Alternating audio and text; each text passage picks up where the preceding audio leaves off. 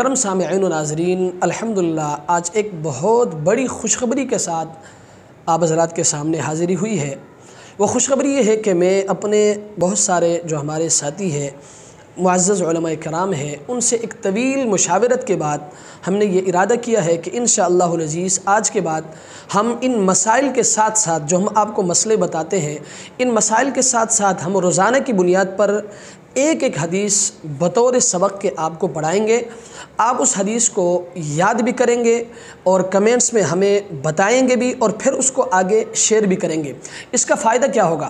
اس کا سب سے بڑا فائدہ یہ ہے محترم سامعین و ناظرین، آپ کے لیے بڑی خوشخبری ہے۔ سرکار دو عالم صلی اللہ علیہ وسلم فرماتے ہیں کہ جس شخص نے میری امت کے فائدے کے خاطر 40 احادیث کو یاد کیا، حفظ یاد، اور پھر آگے ان کو پہنچایا، قیامت کے دن اللہ تبارک و تعالیٰ اس شخص کو علماء اور شہیدوں کے صف میں اٹھائیں گے، اور اللہ تبارک و تعالیٰ اس شخص سے فرمائیں گے کہ جنت کے جس دروازے سے چاہو داخل ہو جاؤ۔ محترم سامعین و ناظرین، اب حدیث کو یاد کرنے کے دو طریقے ہیں۔ یا تو آپ حفظ یاد کریں پھر اس کو آگے پہنچائیں۔ اگر آپ حفظ یاد کر کے یعنی زبانی یاد کر کے آگے نہیں پہنچا سکتے تو دوسرا طریقہ یہ ہے کہ آپ اس کو لکھ کر آگے اس کو پہنچائیں۔ ظاہر سی بات ہے جب آپ اس کو آگے شیئر کریں گے تو یہ بھی لکھ کر آگے پہنچانے کے زمرے میں آتا ہے۔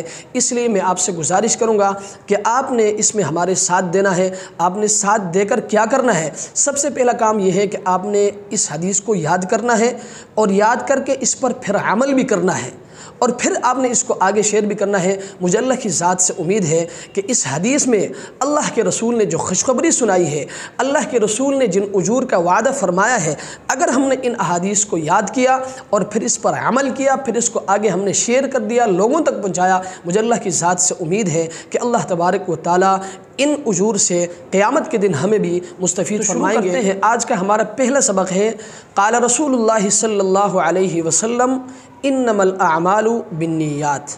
آج کا ہمارا پہلا سبق ہے، قال رسول اللہ صلی اللہ علیہ وسلم انما الاعمال بالنیات، جو کہ میرے موبائل اسکرین پر بھی آپ کو دکھائی دے رہا ہوگا۔ آپ نے اس کو یاد بھی کرنا ہے اور پھر اس پر عمل بھی کرنا ہے، اور پھر اس کو آگے شیئر کر کے اور مسلمانوں تک بھی اس کو پہنچانا ہے۔ انشاءاللہ ہم جو مختصر احادیث ہیں وہ آپ کے سامنے رکھیں گے تاکہ آپ کے لیے یاد کرنا آسان ہو۔ چنانچہ اس حدیث کا ترجمہ یہ ہے، اللہ کے رسول فرماتے ہیں، قال رسول اللہ صلی اللہ علیہ وسلم انما الاعمال بالنیات، یعنی اعمال کا دار و مدار وہ نیتوں پر ہے۔ آدمی کو وہی ملے گا جس کی اس نے نیت کی۔